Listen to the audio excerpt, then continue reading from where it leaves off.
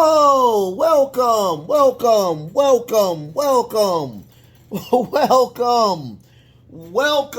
to WrestleCram. This is your boy, the host with the most, but humble, and I do mean humble, D Nostra Novice, aka Derek, and it is Wednesday, of course. It is Wednesday. So, you already know what's going to happen today. We have AEW Dynamite to review. Thank y'all so very much. I thank y'all so very much for just allowing me to be just a little bit a part of your time here. I tell you, I've been doing this since April. I'm just loving every bit of it, and I thank y'all for joining me on this crazy up and down ride we call WrestleCram. I love y'all so much. Dude, y'all keep watching. I'm gonna keep providing. That's what I do. You know, I think I'm in this for the long haul. I have gotten the bug, and I am enjoying it. Somebody came to me today, just off topic. Somebody just came to me today and said, Derek, how do you start a podcast? How do you start on YouTube? How do you do these things, right? So I just gave him some couple of suggestions. I'm not the biggest. I'm not even close to the biggest. I'm not even close to the middle of it. But there's a couple of books that I read and I like them a lot. It was So You Want to Start a Podcast. I got this one. I read this from top to bottom. I thought that was pretty cool. And also, stillness is the key. This is more of a, laid back one. I love this as well. I read it as well. But, one of the biggest things that I have taken out of, this crazy journey is Steven Larson going in Raw. Mostly Steve, where he did, a little bit of, helping people how to get into podcasting or whatnot. Of course, you need lighting. Of course, you need lighting. Of course, you need a mic. Both are relatively very cheap. But and a camera. I mean, not even a camera. I don't even have a camera. I have a very great phone. I have I'm an Android person, and I know he says Androids are for big dummies, but I love my Samsung Galaxy Ultra 21. This is a 21, and look how great the video is. The video quality is really good. Just a phone with good recording. But I mean, the most important thing he says is just hit record. Just hit record, you guys. Just hit record. Do what you got to do. Stop, watch it, and send it out. That's it. That's all I can honestly tell you is if you have something to say, you want to say it, go ahead and do it. I'm not. We either we're gonna watch it or we're not gonna watch it. My mom always says this. Either I'm gonna say yes or I'm gonna say no. We're not gonna go and attack you and jump on you. It's just a yes or a no. Either they're gonna watch it or they're not gonna watch it. And of course you want to stay on topic. I'm a gamer. I love comic books. I love music, mostly jazz music. But you want to always try to stay in topic when you're doing podcasts, so it doesn't get into you want to keep it in the algorithm of the YouTube gods. But that's all I can say. The most important thing you can do if you want to get into this is just hit record. Just hit record. Just hit record. You can be a big person. You can be a small person. You can grow from a small person to being a big person. I mean, that's just how it is or whatnot, I love Steven Larson so much. Go and subscribe to their channel, you guys. It is Going in Raw with Steven Larson. Also, you have Steve's personal channel, which is Wrestle Juice. I love both of them. I respect you times 12, and I love y'all to death.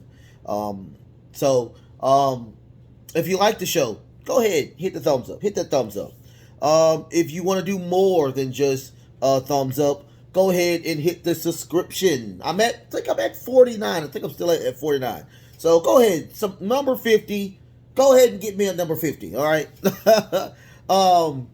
And if both of those are good and you want to watch this on a regular basis, because I do this on a regular basis, you guys, I do 5-core shows. Go ahead and hit that notification. Go ahead the notification. It's okay. It's okay. I do this mainly 5 times a week. Well, I do this 5 times a week, unless I have a pay-per-view, which I do that. But, I do this 5 times a week, you guys, not next week, but the week after. I think I'm going to. No, it's official. Today is official. I will be doing a prediction on the Ring of Honor, the very first Ring of Honor pay-per-view. And also I will be doing, of course, SummerSlam. I'll be doing both of those. I also will be doing predictions on both of those as well. I think they're on the same week, as a matter of fact. I think Ring of Honor will be Saturday, and I think SummerSlam will be that Sunday. So I got those. I'll be watching both of those. I will be both showing them love, and we will most definitely do that. I got predictions coming up for both of those as well. So other than that, tomorrow we will have my 2 cents why I think celebrities in wrestling are good for business. Watch that as well tomorrow. That's usually in the morning. Okay, so I got all of that out of the way. Let's get on to the review of AEW Dynamite. It was a really good show. But then again, AEW to me is one of the better things to watch on a regular basis. I will say this as well. If we do get a Ring of Honor show again, I probably will be reviewing that on a weekly basis as well. So stay tuned. We will check and see what's going on with that. But let me say it again. If Ring of Honor comes back as a episodic TV show, yours truly, D Nostradamus, will be reviewing that show as well. Can I get a hell yeah? Anyway, good show, really good show. We got Fighter Fest next week as well, so we will have some people fighting in that. Well, of course we'll have people fighting that. But on to this, we had the match of the night to me was, of course, Penta and Rouge. Come on, it was a great match. We got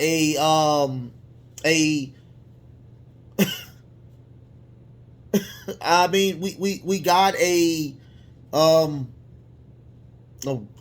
decent, a crazy, overpowered person fighting John Moxley for the belt. I thought that was very interesting. Go Steelers. Go Steelers. But we got that as well. We got a really good women's tag match, and we get to see my boo Jade Cargill today too. So let's go ahead and get to the review. The very first match was Wardlow versus Scorpio Sky for the TNT belt. Man, I will say this, truly, they passed that belt so much around. It feels like WCW and I think 2000 when nobody had the world belt. It's really crazy to me. So we do have a new TNT champion that was Wardlow. It was a decent match. To me, it was like a squash match. It was not a lot of offense on Scorpio's behalf. I don't know if he's still kind of injured, but it was supposed to be a street fight. Scorpio got a nice kick to the jewels, of course. Also, I'm sorry, y'all. Also, I got a dry throat. But also, they brought American Top Team out. They brought a lot of them out, and they when they thought that it was gonna be over, they all came in the ring. They all got destroyed by Wardlow.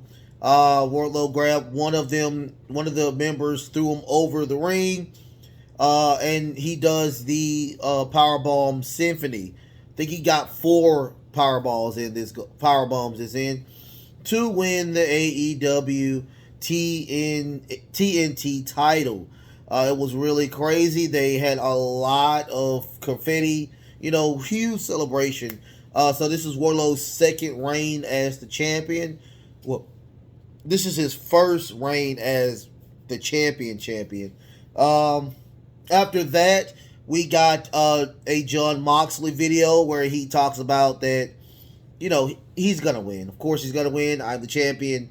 It's not like I don't know your portfolio. I don't know a lot about Brodie King, but what I saw on Rampage was crazy. So all I can say is it was wow. After that, Smart Mark Sterling was walking around trying to do a petition to get Swerve Strickland out of the company. He got to, of course, Keith Lee, where Keith Lee is saying, he's my partner. Of course I'm not going to sign this crap. What are you talking about? So, it was... what is the point of Smart Mark Sterling now, since he's not even with... he's no longer with MJF. He's no longer with Jade Cargill. Anyway, I'm lost. Anyway, after that, Luchasaurus and Christian comes out, and I tell you, oh my goodness, Christian is always dropping, clout all day, every day. He is just he is killing everybody he touches. So he talks about, why Luchasaurus has joined with him instead of Jungle Boy. And, out comes Matt Hardy.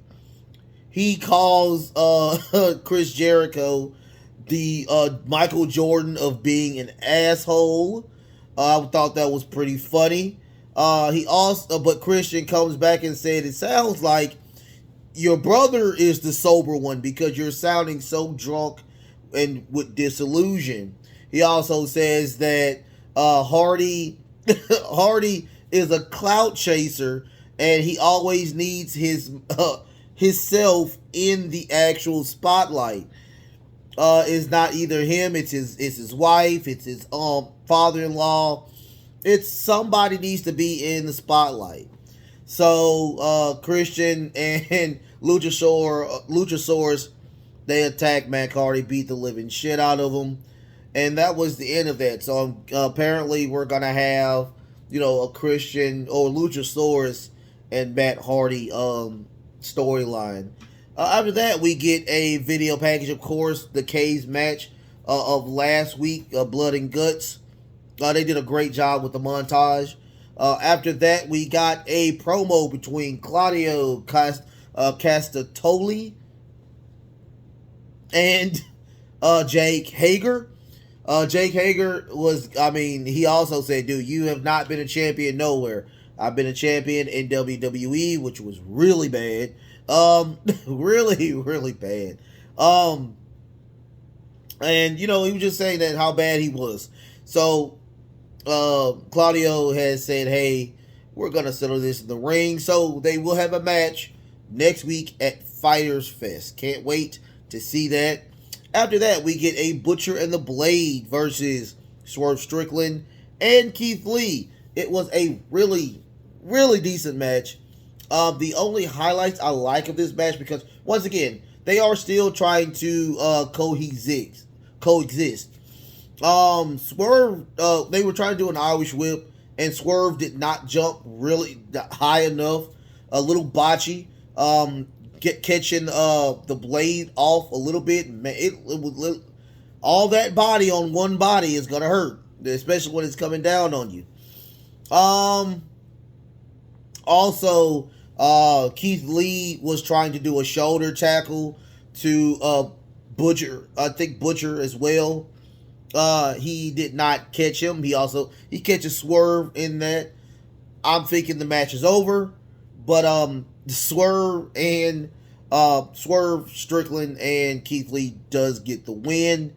After that, we get Ricky Starks and Powerhouse Hobbs, where they are truly pissed because they are continuously winning. So they're like, I'm tired of this crap. We want a match. It is what it is.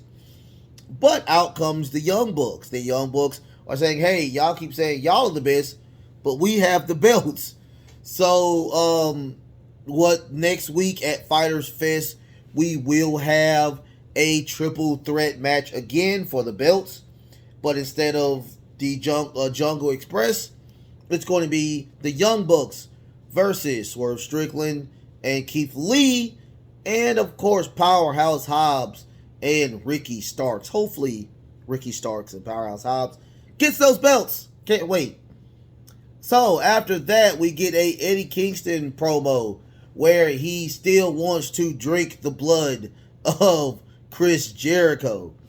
But Chris Jericho is on the Titantron, and they're in the garage area where Ty Conte grab her arm, and they attempt to close the door, but it connects with Ruby Soho's arm. Looks like it's down, and she's probably gonna be out for a little bit. After that, we get the Dark Order, of course. We have -1 as well to come out, and they're showing love. I'm thinking they're gonna break up, but they're saying we are here to stay. They had an announcement. They did not give the announcement, so we don't know yet. But QT Marshall comes out and talks about how bad, they are, how garbage they are. And out comes Hangman Page to attack. They beat the living shit out of QT Marshall, hands down. After that, we get Penta versus Rouge, my match of the night. Great match. It was a really weird ending finish, but great match. I will tell you, I can't do this match justice. Please go see this match. Lots of bodies getting their chests destroyed by hamburger meat with these chops. Also, I know this is still, a wrestling match, and I know a lot of this is predetermined, but man, these headbutts looked brutal. Brutal. I don't know a lot about Rouge. I do know that they did tell me that he's an ex-Ring of Honor World Champion. And he looks great. He looks great. So I can't wait to see more of this faction as well. But at the end, they grab Penta's mask again. And, oh my God, they study are doing this. So he has to cover his face. They do a roll. Rouge wins. Again, they do the mask taking off. They love doing that. Apparently in AAA, you cannot do that. That is grounds for disqualification. Didn't know that. So after that, we finally get a match between Jay Lethal and Samoa Joe. Samoa Joe has accepted the invite for the fight for the television title. That's going to be on the pay-per-view for in 2 weeks. After that, we get a 8-man tag between the Acclaim Gun Club versus Roughing It. Roughing It, and Fuego del Sol. Now, the match itself was very quick, of course. Very, very quick. And, of course, they did win with a mic drop. That was not the highlight of the match. The highlight of the match was at the end, where the Gun Club attacked the Acclaim. Billy comes into the ring to throw both of his sons off of the Acclaim, for Billy to attack both of the Acclaim. I thought that was very interesting. So apparently they are officially broken up, and we will see a storyline between the Acclaim and the Gun Club. Can't wait to see it. I truly love the Acclaim times 12. I can't wait to get them into the tag team notifications as well. After that, we got a Miro promo where Miro now has his eyes on House of Black, and of course he wants Malachi, where he talks about the gates of hell. Well, he's done with the gates of heaven. Now he's going to go to the gates of hell to get with Malachi Black. After that, we get the women's tag match. Thunder Rosa versus Toni Storm. Toni Storm and Thunder Rosa versus Arena Shafir and Nyla Rose. Very decent match. I really enjoyed it. Way better than Monday Night Raw, I will say that. So, they now are officially called Thunderstorm. I thought that was pretty cool. So, of course, they did win. She's the champion, and have I ever said that belt is gorgeous? The women's title is a million times better than the WWE women's title belt. That belt is gorgeous. Even the TBS women's title is gorgeous. I mean, they're so different. So I mean, I love that belt.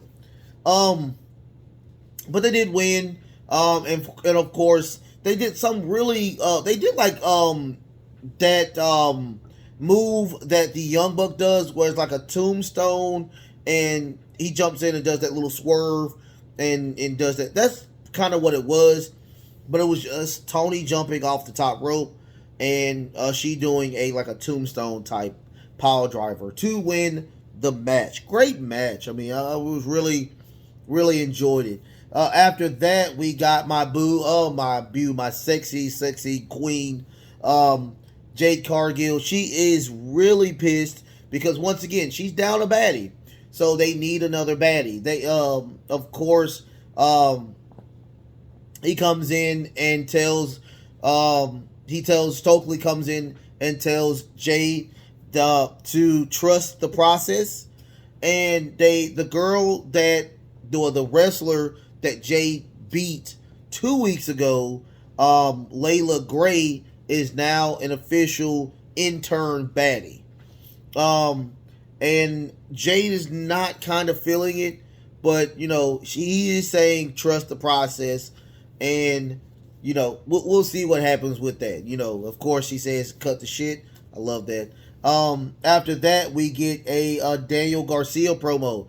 Daniel Garcia has officially challenged Willa Yuta for his pure title at the pay-per-view we will be having. Well, they will be having, not me. Well, they will be having later on in the month. Toby Willa Yuta versus Daniel Garcia. I know that match. We also will have a match for the television title between Jay Lethal and Samoa Joe. I think those two matches have been announced for the card. Oh, I apologize. FTR is also challenging the Briscoes for another match. So there has been 3 matches announced. FTR and the Briscoes for the Ring of Honor World title, tag titles. After that, we get the Brodie King. I'm doing the exact same thing Jim Ross said. Brodie King versus Jon Moxley for the AEW title. I don't think I've said this, but I truly enjoy Jon Moxley intro. I enjoy it times 12. And I also like the House of Black intro as well, where they black out and then they come back and they're in the ring. I think that's pretty cool. I love it times 12. Something I didn't say, I don't think I said on the Independence Day Raw show, but did you hear the new Judgment Day song? There's no Edge on there. But anyway, I digress. Anyway, pretty decent match. I enjoyed the match. A lot of power moves. Not a big fan of just power moves. Jon Moxley's primary goal was to rest holds, submission holds, working on the neck, and eventually, successfully, he does make Brodie King go to sleep. Brodie got a lot of power in. Not any blood that's go around. Thank goodness. We don't need to see John bleeding all over the place every single match. Even though I know he loves doing it. He's from ZZW. If you haven't known anything about ZZW, it is very, very hardcore. Way more hardcore than ECW. It was a crazy match. I did watch. I was at work, so I did have to watch my recording. So I didn't get the end. I just know that he did win with a sleeper hold, and that was it. That's all I saw. I do apologize, you guys. So it was with my DVR. I'll have to actually watch the ending on probably YouTube or whatnot. So other than that, great show. Really great show. I wouldn't change anything on the card. Whoever was the producer and the director of this show did a great job. Hopefully we can see what Wardlow can do with that belt. Hopefully Scorpio Sky's not and American Top Team is not. That's not the last of what they do with Wardlow. But I think they made him. The only thing I don't like about Wardlow is that they made him so too powerful, and I'm not feeling that. Also, Eddie Kingston did give much love to Wardlow as well for winning the belt. If you look at the match, it was truly a squash match. To me, it was a squash match. It was truly a squash match. I think they're trying to push Wardlow to the moon. I can't wait to see that. But we need to see, how low he can get before he gets high again. I don't want to see another Goldberg type thing where, Goldberg didn't lose and he won a television title and then he won Hogan's belt. So I don't want to see that. I don't want to see that. Another thing that I would like to say is that I know that our AEW champion, the champion, CM Punk, is out. But I would like to see him on TV. Have him say some stuff. If they want to turn him heel, this is the perfect time to do it. Because you have a champion who is being yayed all day. And you have, CM Punk just sitting there, recovering. So if you want to turn him heel, you want to give him a faction, do it, but do it the right way. I can't wait to see how they do the turn, but man, it is going to be very interesting because I'm a big fan of CM Punk, but I enjoyed the work he did when he was a heel, when he was with Paul Heyman, the stuff he had with The Rock at Survivor Series. At the Royal Rumble was really good. So I would like to see him turn heel. Y'all, I got a show tomorrow that's going to be on why I think celebrities are good for business.